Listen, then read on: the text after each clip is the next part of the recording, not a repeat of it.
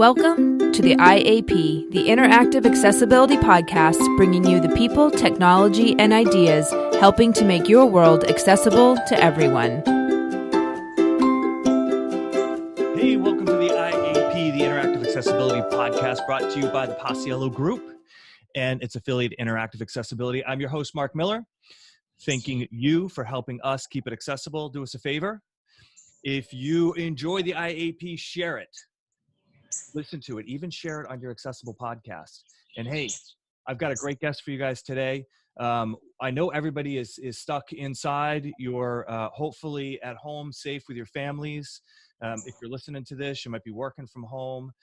So first and foremost, before we get started, I want everybody to be safe and hope everybody is safe, and that together we're going to get through this. And having said all that, our topic today really is about having to shelter in place, having to deal with a different sort of a new normal, a new way of operating, and how that affects people with disabilities. We have a wonderful guest today, Tony DePalma. He is the Director of Public Policy for Disability Rights Florida. He directs the policy initiatives across all 9 Disability Rights Florida federal government programs. And he's primarily involved in coordinating all aspects of legislative affairs and related operations.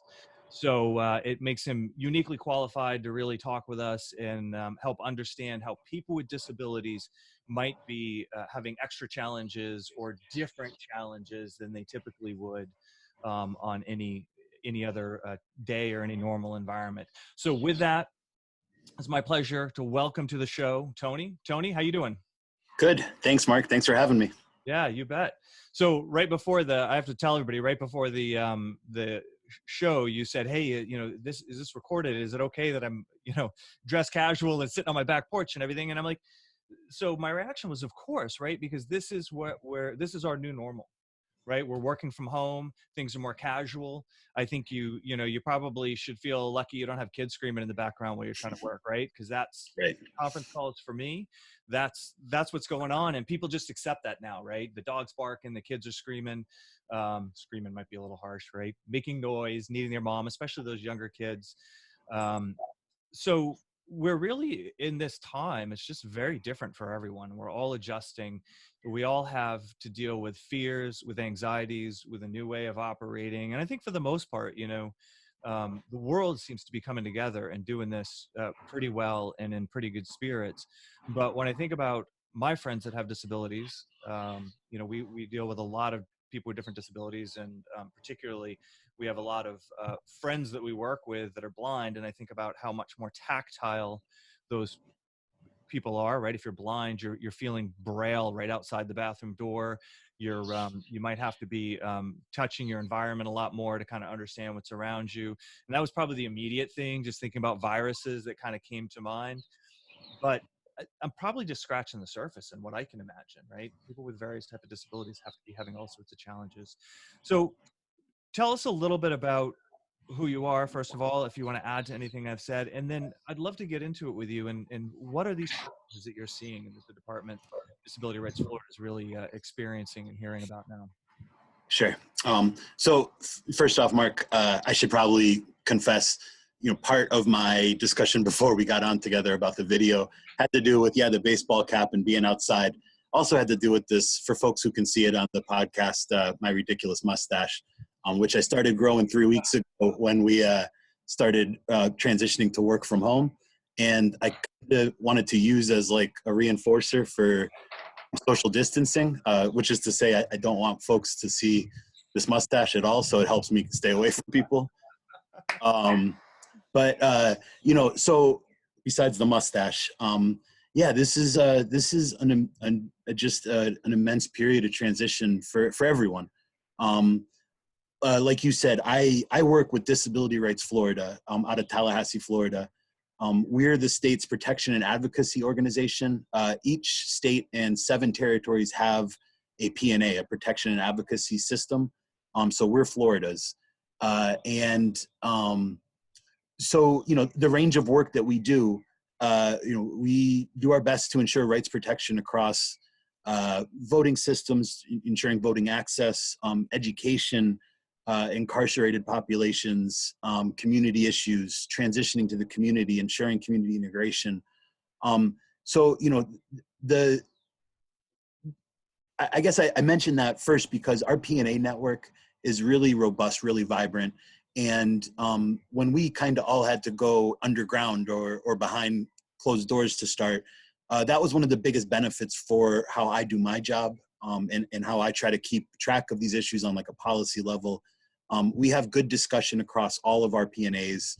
We have virtual discussion forums and listservs where we're able to kind of learn what else is happening in the country, how people are approaching some of these dilemmas, what's working, what isn't working, sharing best practices. So as isolating as it immediately felt to sort of, you know, say goodbye to my desk chair on March 13th when we all left, I immediately felt plugged in on like a different non-physical level, which, you know, from my perspective sort of raises a good point and something I keep coming back to. You know, people with disabilities have been such literal trailblazers in how communication modalities, how technology can benefit integration and communication. The rest of the world is sort of like the new jacks to all this, right? You know, the folks who are just sort of like, what do I do? How on earth can I stay in track with my cousin or my boss or, you know, my direct reports? So my brain just keeps coming back to that notion, the notion that, you know, folks with disabilities by and large have helped trailblaze all of these different types of communication that now the whole world's, you know, being thrust into. But yeah, to your question more directly, you know, what are the issues we're seeing? The first issue I think we noticed on like a real alarming level were education issues, which by my count sort of traces to the fact that, you know, the moment schools close, and, you know, around the country in different capacities, that sort of, you know, beyond the immediate, oh goodness, I have to stay home with my children, or, you know, how does this work? Disability advocates, you know, their first thought immediately was, how do educational protections and civil rights protections work during this time? Some of the early instruction we saw from the feds was indicating that maybe the federal IDEA, Individuals with Disabilities Education Act, wouldn't be able to be adhered to if schools were closed, which is to say some students with disabilities, you know, the early thought was, do they just sit home? Are they not educated for this period? That's insane. You know, it's interesting that you say that, because one of the things that we really kind of I think started to realize early on in our industry, which is our industry is really to help people make their websites accessible to people with disabilities, is that driving all these people home for education and all sorts of other things, by the way, not just education, Right. was an incredibly important, it became much more important for, you know, accessibility on the web, right? People who were reliant on their screen readers or other means of access to be able to, you know, really to go in there and do what they needed to do. And that it's immediate. You know, one of the things that is interesting is I heard a quote, I can't remember if it's Fauci or somebody else, said something to the effect of, it, you know, once a pandemic starts, it's too late to prepare for it, right? Right. And I kind of felt that way. Like, once this starts and kids are driven home and they need access for education, it's too late to figure it out. It already should be in place. Like those portals, those learning management systems, all of those things should already be accessible for these kids. And some of them are, but some of them aren't, you know? Right. And you know, I would say, as this, you know, these types of considerations like sprang forward, you know, I think there's this immediate notion, or at least for me there was, that, all right, we're all in this together. Nothing's perfect immediately. You know, this is sort of a patchwork solution. We're just trying to get through to next week or next month. And, you know, in the educational context, I guess that means one thing, right? Like, you know, trying to understand how distance learning, remote learning, or different web accessibility can benefit or help resolve this on like a patchwork level. But the longer this becomes like a perpetual sort of dilemma into the next school year, or, different parts of the next school year. These types of concerns are just magnified and amplified. And that's why, like you're saying, maybe this is a good instance of pandemic planning or public emergency planning that wasn't all the way thought through. The good news is, though, that as much as that early sort of question mark about how do educational entitlements and disability rights apply in the educational context, right out of the gate, the U.S. Department of Education has issued instruction specifically saying that IDEA still is in effect, and then piggybacking that with their interpretation that remote learning and distance learning can fulfill these requirements, which, that's the stretch for a lot of folks watching this is, can they actually be fulfilled? If students have accommodations, or, classroom accommodations, or testing accommodations, or just learning accommodations, visual, hearing accommodations written into their IEPs, how can we ensure that they're all being satisfied with fidelity throughout this? A lot of students have one-on-one aids. That's a very difficult sort of prospect at this moment. And so all of a sudden parents and natural supports are becoming those aids. Right. And again, on a short-term basis, I think we all still have that goodwill inside of us that's like, we're trying to make this work. We're trying to figure out how this works. But, the longer this continues, the more those types of discussions and thoughts become more severe, for sure. Yeah. Hey, Tony, I had a question. Have you seen or heard of any anecdotal evidence of how teachers or aides have been able to overcome some of these challenges with an innovative idea? So yeah, anecdotally, yes. It seems as though, on like a personal and a professional level, I'm hearing from friends or colleagues of mine, regarding what's working or what's working for their kids. And again, I think that's something that needs to be like patterned and replicated. Mm-hmm. What's working needs to be what's sort of carrying the day, and other jurisdictions are looking to, consider as well. So we are getting intakes about just, the concerns at the outset, like how can this work, or, will this work? But we're also hearing some, and like you're saying, anecdotal evidence that, this is working. Short, but yeah, go ahead, Mark. The group that you're talking about too, like you made a really good point, and that's that a lot of people with disabilities, it isn't new to them. The question that you asked, right, in terms of, is this something that we can do in this way? I think that question's always asked, right? As soon as you talk about accommodating, you're talking about innovating, and that question is asked, and it's always overcome. And so I feel like this is a strong, like, persevering, innovative group of people as it is, that have had to figure out their own way of accommodating and operating in a way that's different than maybe what is being handed to them, right? And it strikes me that, you're saying like all these people are talking and trying to figure it out, and you talked about your network in the beginning, right? And we talked about how much we come together as a world, right? As a world community right now in something like this. It's got to be incredibly helpful to be able to share the ideas and the innovations that are occurring right now amongst, I'm thinking specifically of these students who are having to figure out how to operate at home and their support mechanism, right? Like you said, that natural support mechanism that they're relying on now, because other support mechanisms sorry, might not make sense right now, for them. Spit it out, Mark. What's that, Marissa? Spit it out. Yeah, I tried. Sorry. I don't need so many words, and then they get all cluttered up.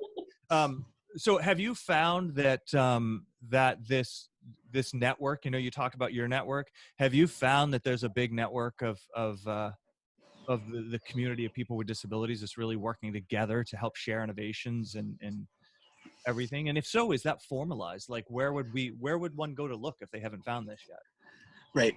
So that is something that I'm seeing. And it's not just relegated to the educational context. I mean, I think as much so as broadly across all pockets of society, people are sort of having to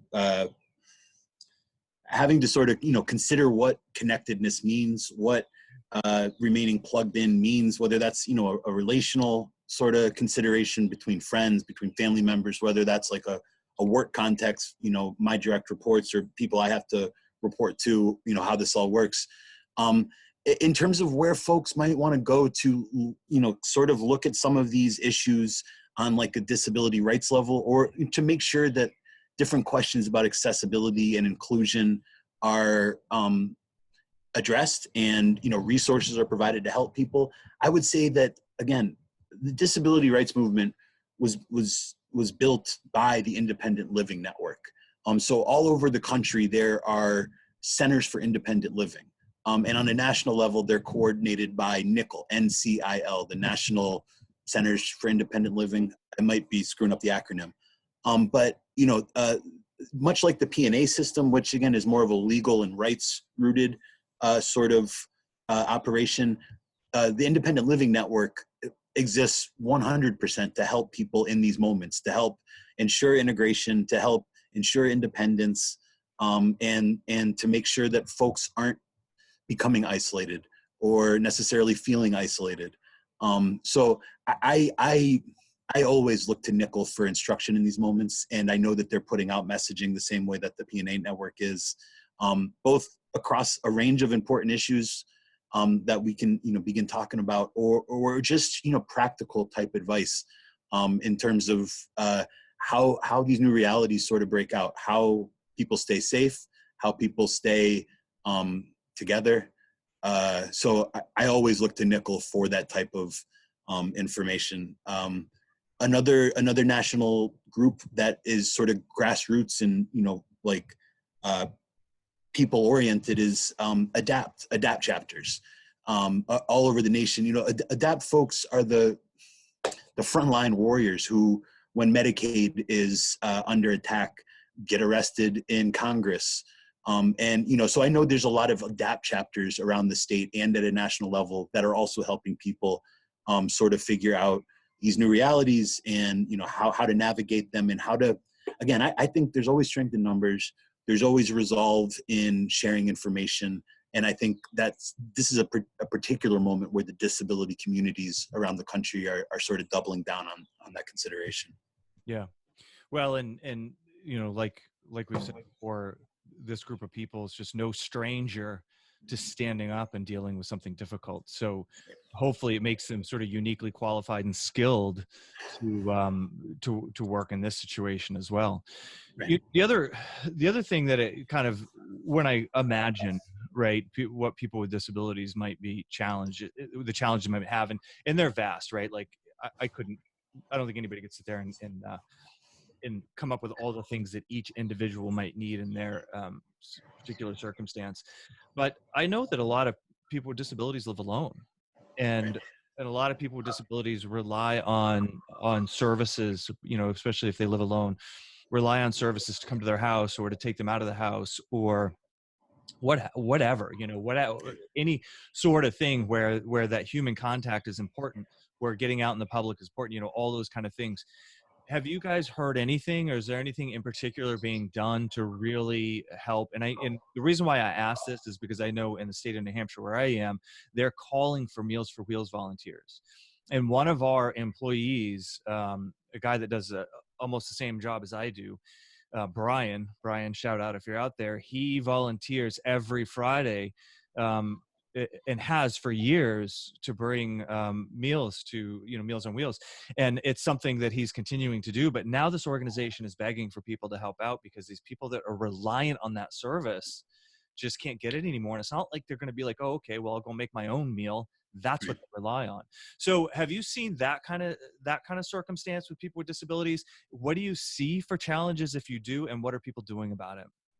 Right. So, to a point you were just making, I think it's sort of ironic, right? The notion that like the goal line, away from institutional care, away from institutional settings, the goal line away from congregate settings is independent living right. On your own. But I think sort of,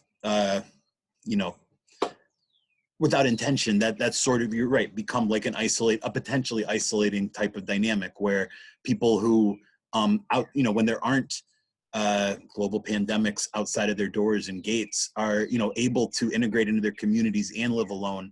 But when those doors shut and those gates shut, are we sure that all of these individuals know where to access resources, know where to look for help, know where their meals are coming from, or if they're able, how to help other people figure these things out?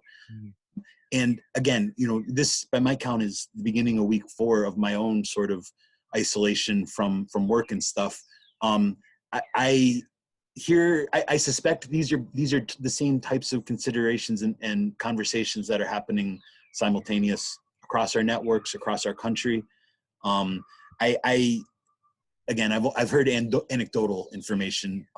Our Disability Rights Florida, our intake line, we staff about 7,000 or 8,000 client intakes or caller intakes each year. And that's normally like a real vital source of information for folks like me to understand, like, how big of an issue is a particular issue in the state, or what is the sort of, nuanced part of the issue that like people are calling about and asking for help about. So when I was pulled away from my physical office, those are tougher things to keep track of. We're having to stay in touch through email and those types of communication statuses. But I think that before these problems are addressed on like a federal regulatory level, or like litigated at some point, some of these issues are going to create litigation. Right. The first consideration is like, how are we helping each other? What are we doing to make sure everyone is eating? Yeah. What are we doing to make sure that people who need medicine are getting it? What are we doing to make sure that people who benefit from home health aides and personal care services are either being proposed, solutions are being proposed for them, or they're making it through? And so those are the things that our intake lines are trying our best to, understand at the front end, so that we can help plug people into resources and information as best as we're able. Yeah. And I think that, what I hope too is the community really steps up and organically solves a lot of this. I know that when we were first starting to talk about shelter in place, and my wife and I were going out for a walk with a dog, because it's like the only thing you can do right now for exercise. And she turned to me and she said, "Hey, we should check on the Scotts," right? So the Scotts are a real elderly couple, wonderful couple, that live a few doors down. And so, I went over and I knocked on his door, and I stepped back away from the door, and took him a while to get to the door. And I just said, "Hey, we just want to make sure you're doing all right. Do you have a way to get groceries?" That kind of thing. And I think that, that's what I would hope. I guess if you're listening to the podcast and it's not something you had thought about, if you know that there's somebody with a disability or a challenge down the street from you, like, go knock on their door. Don't wait for the type of help that you're talking about necessarily. Like, that might take some time, but these people might need a little bit of help right now. So community, I mean, I think community is just like, that's the silver lining in a situation like this. It's just seeing how community comes together and how a lot of those barriers fall. Like, maybe you're nervous to go talk to that guy that you have seen going down the street with a cane, and you're like, "Oh, it's this blind guy. I don't know what to do." Right? I'm not comfortable with that. So I've never introduced myself to my blind neighbor. And maybe you have, right? But now's the time to let that go and to go talk to those people. The other, Tony, the other thought that I really had is, I can't tell you how many times I say, how are you doing to somebody, and they come back to me and they say, "We're doing all right. The family's safe and healthy. We're going a little bit stir crazy," right? Right. And for us, that, for people without disabilities, that means that they're getting a little uncomfortable, and that they've got something to deal with. And it's not necessarily not a serious thing, because it could become serious, right? Like, you do need to watch out for your mental health no matter who you are. But people who are already facing cognitive disabilities, especially ones that are triggered or related to anxiety, there must be a whole lot going on there. Have you heard anything in that realm? And have you heard if there's any sort of help or services or advice or anything for people who might be particularly stressed in a situation like this? Right. So, I'm certainly a big believer in self-care on a disability or non-disability level. I think these are the things we have to do to make sure that we're able to do our best to help fulfill roles for other people that are counting on us, whether that's, work or family or like you're saying, reaching out to people in the community. And in order to be able to do that, we have to be honest about how we're feeling, how this natural anxiety is washing over us and how it's changing our thoughts and feelings, whether that's wondering about next week because your particular circumstances are requiring you to worry about what next week looks like, or whether that's worrying about next school year or, next spring break, whatever it is. So I feel like for sure we have to be honest about these systems and our ability to access them and knowing when the right time to ask for them, to access them and ask for help is. I've seen, again, through my organization, I've seen resources come through over email. I know not everyone's able to be plugged in like that at the moment. So I think that's a moment that it's incumbent on local government, state governments, the federal government to sort of let people know how these resources work, how you can rely on them, how they can help, how you can still do therapy and counseling sessions telephonically or remotely through video chat, and not feeling that that's like a sign of weakness, right? Not stigmatizing or self-stigmatizing what your needs are. So yeah, this is certainly a moment where that type of resource delivery and public awareness has to step in doubly so to make sure folks are making it through. It's interesting. I came on this call with y'all.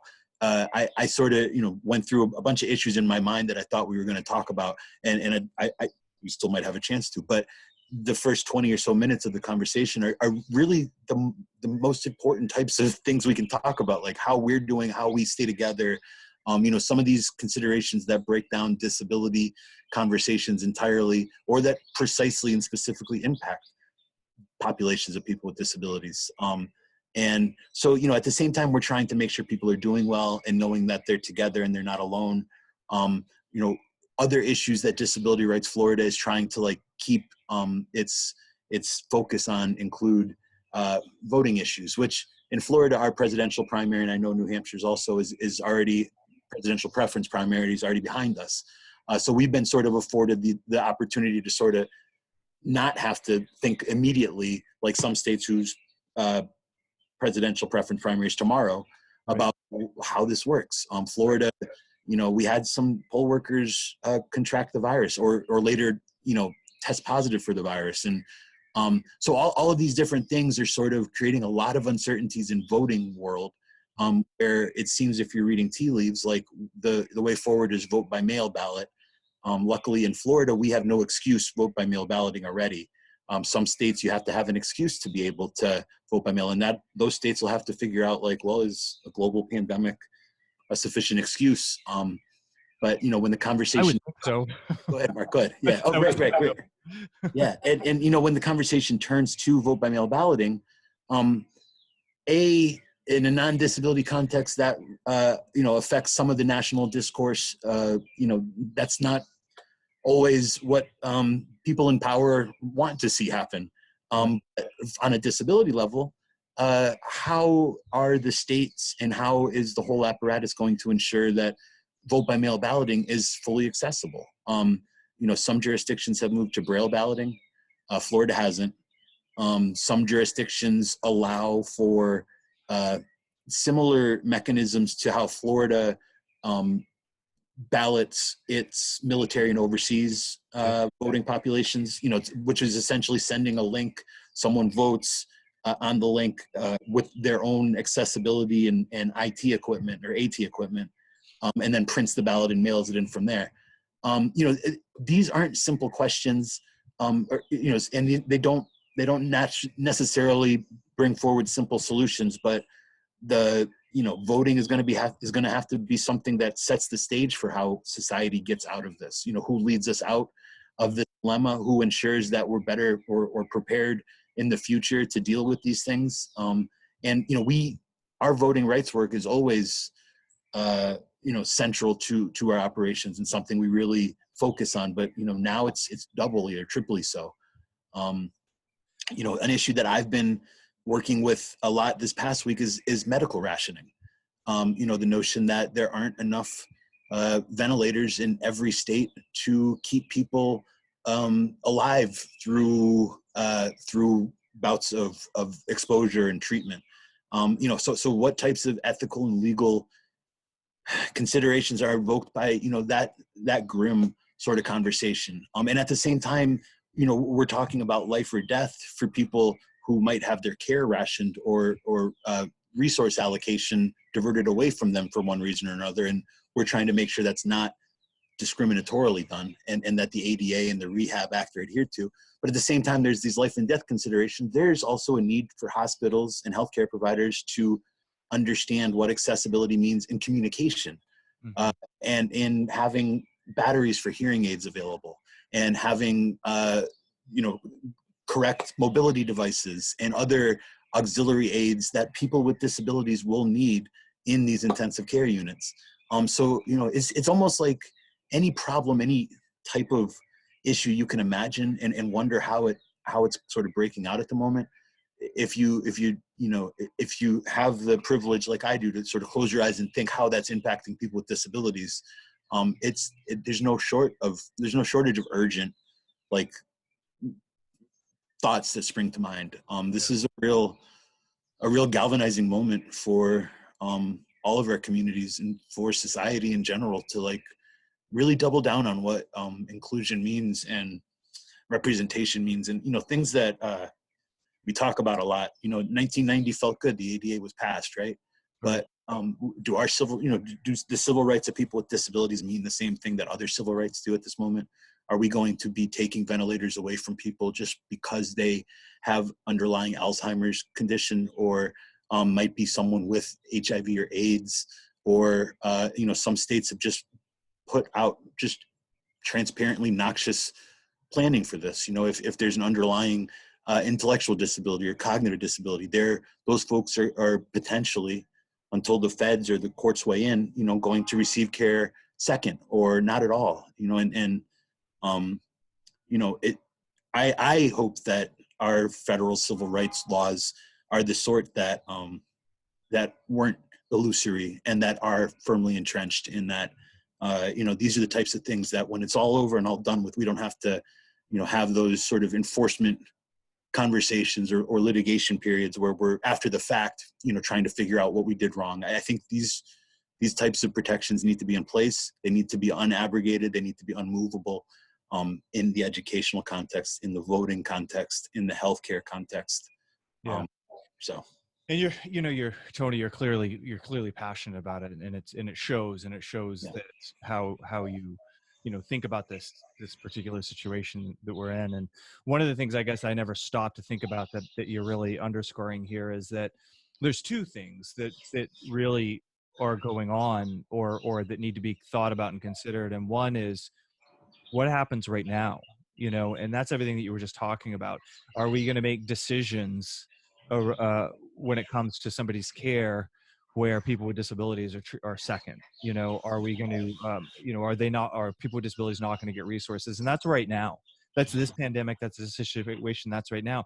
But then when you're talking about the voting and people with disabilities in some instances may have a much harder time getting to the voting booth than somebody without a disability to begin with. And now it's more challenging for everyone. So does that mean that those considerations actually end up being represented less for groups that are trying to vote right now?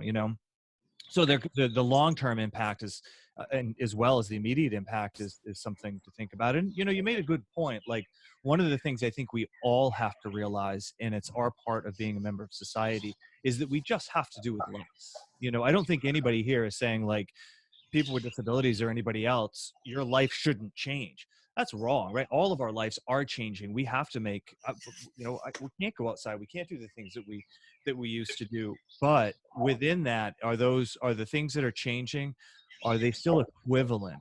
Are people with disabilities still having an equivalent an appropriate change that reflects what the rest of the population might be having, you know, or is their change even more difficult? And I think Right. that's what is interesting to me, to see how we manage. And I agree with you. And we've said that, I've heard people say this about this pandemic in general, that it may have lasting effects and changes in the way society operates. There's all sorts of stuff going on. We're more reliant on going online.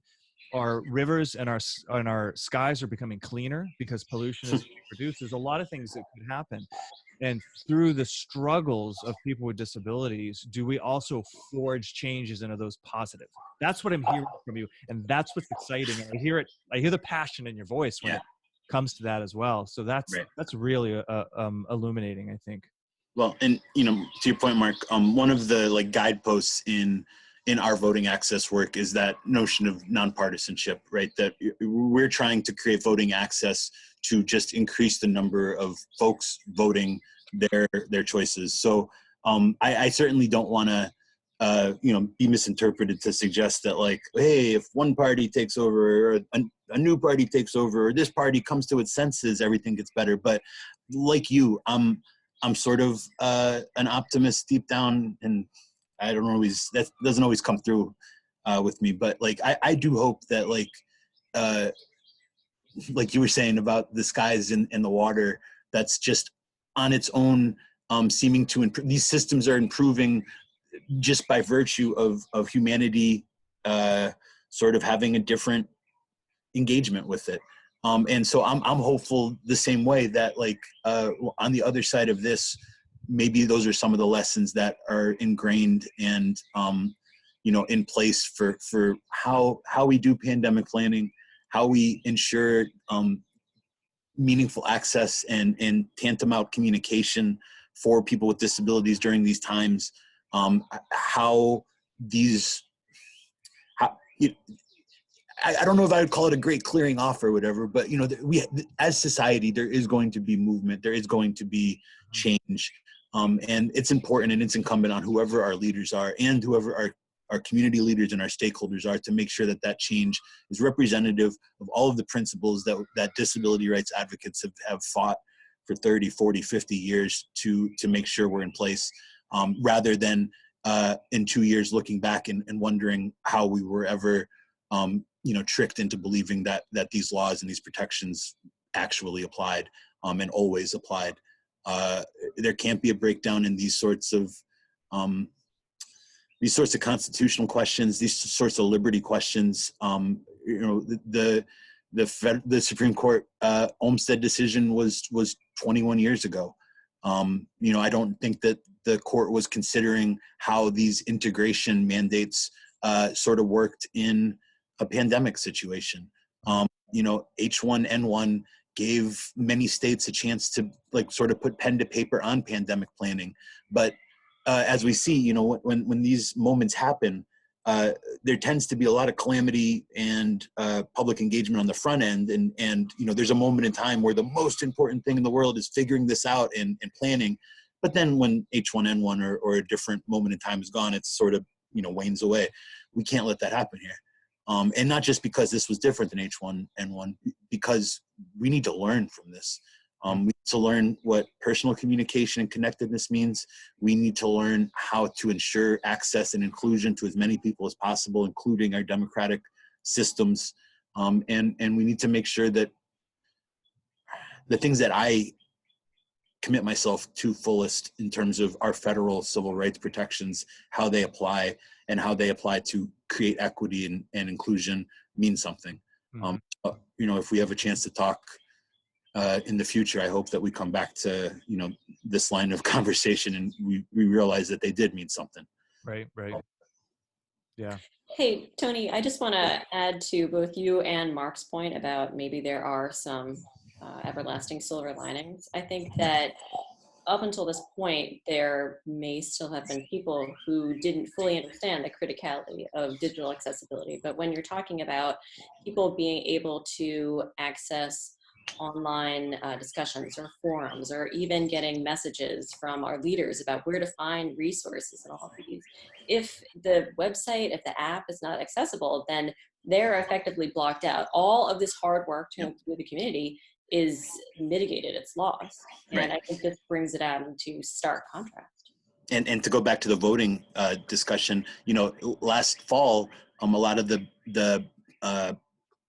president, the nominees for president in some of the debates, the run up to the debate, they were called out for their website accessibility, and the information not being truly accessible. And again, for presidential candidates, that's something to you can probably solve in a weekend, right? Or have like put some money down, get your website accessible, and whether or not you come back and do that meaningfully because you care about people with disabilities engaging with your candidacy, or not, or just to get a bad headline to go away.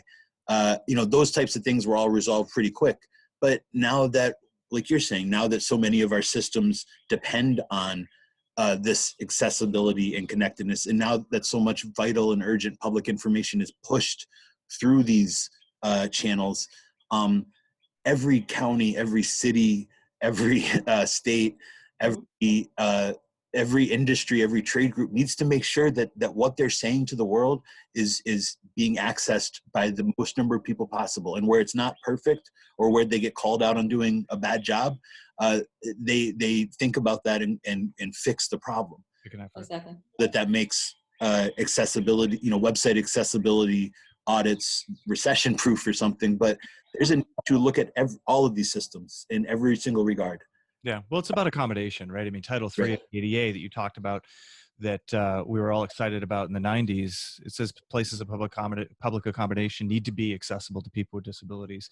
And right now we do our banking on the web. We eat on the web, a lot of these delivery places. It's, they're getting a boon right now because people are having food delivered, but they rely oftentimes on apps or web. So it's just part of the whole, right? It's just part of being able to access the public spaces and do things that other people do normally. Right. So in a particular passion of Marissa and I's, because that's what we do for work, is to make sure that websites are accessible. So and you guys do it tremendously. The reason we're all in touch is because, Mark, I believe you were nice enough to do a podcast for our organization on Disability Right Florida's podcast series. Yeah, I think it was almost a year ago. Yeah, just a year ago, right? So these types of conversations and relationships should be cultivated and kept. So yeah, and we have had a really long-standing great relationship with you guys on a couple different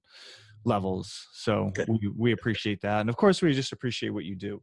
It's wonderful that there's groups out there, and it's not, Tony, it's not a job for you, right? Like, I can hear it in your voice when you talk about it, that you're doing this because it's something that you believe in and that you're passionate about, and that shows, and that's wonderful. That's the kind of people that we need in positions like yours, is people. Thanks, Mark. Thank you. Passionate. So we need to wrap up. We've actually gone for quite a while here. So I really appreciate you coming in and sharing. And there's a lot of the political, or I shouldn't say political, but I don't know, kind of however you want to stay at the, some of those things behind the scenes that you're really so in touch with that the average person like me doesn't necessarily see. So for me in particular, it was very interesting to hear you talk about those things, because when I think about the challenges, I think about, how do you get out of your house? How do you not contract the virus if you're touching, like I said in the beginning, and those are all important, but you see it on a very deep and sort of multi-layered level. And to me, I don't know about you, Marissa, but to me, that was very fascinating and very interesting. And like you've said, the hope is, and this transcends what we're talking about right now, but the hope is that we really learn from the situation, and that I think the world is like come together in a way, like just across a lot of boundaries. And I think that that's wonderful. And I'd like to see that continue, but I hope we find our lessons, and we won't be perfect with all of them. But we do need to be perfect with enough of them to make a difference. And that's, I think, the point that you made that I really appreciate the most. So Right. with that, we need to wrap it up. Any last words? Anything else you want to wrap up with, Tony? Just that I'd love to come back when this is all over, and hopefully I'll have the mustache gone and be tie like I normally do. we appreciate you being upfront by about the mustache, but Marissa and I just assumed that you were a huge old school Magnum PI fan. That's not the case. Oh, right. Church of Selleck for sure. Hey, look, it looks good. It looks powerful. I think it's giving you some authority on the podcast. You've got to own the mustache. It's a commanding presence, Commanding presence. That's right. Don't lie to me, Mark. Hey, I've never seen you without a mustache, Tony. So what do you want, right? Soon you will. Okay. All right. Well, when that's gone, I want you to give me a call. We'll get a picture of you and we'll put it up next to this podcast then. So yeah, before and after. Sounds good. Before and after picture. Seriously, thank you so much. Marissa, thank you for being on, and for Marissa's our producer. So we really appreciate you pulling all this together. Great podcast. This is Mark Miller thanking Tony and Marissa and reminding you to keep it accessible. The IAP Interactive Accessibility Podcast is brought to you by Interactive Accessibility, the accessibility experts. You can find their Access Matters blog at interactiveaccessibility.com/blog.